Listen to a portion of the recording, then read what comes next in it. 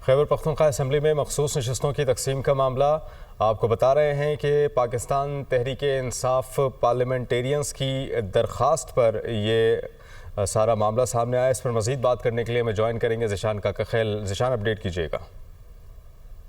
جو خیبر پختونخوا اسمبلی میں مخصوص نشستوں کا تقسیم ہے اس پر جو ہے پاکستان تحریک انصاف پارلیمنٹیرین نے اعتراض اٹھایا ہے اور اسی پر جو ہے پشاور ہائی کورٹ میں درخواست بھی دائر کی ہے۔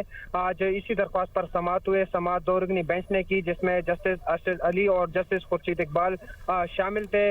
عدالت نے جو ہے مزید جو نو منتخب مخصوص نشستوں پر اراکین اسمبلی ہے ان سے حلف نہ لینے کا حکم دے دیا ہے اور اسپیکر اسمبلی کو نوٹس جاری کر دیا ہے۔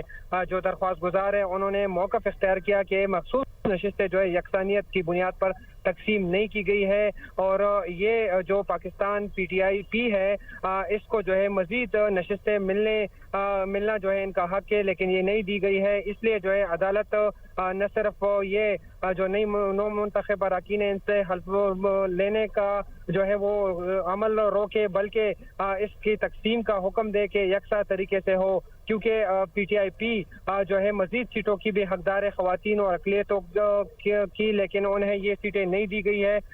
عدالت نے یہ درخواست منظور کر لی اور اسپیکر خیبر پختونخوا اسمبلی کو ہدایت دی کہ وہ حلف نہ لے اور یہ سماعت جو ہے ملتوی ہو گئی ہے۔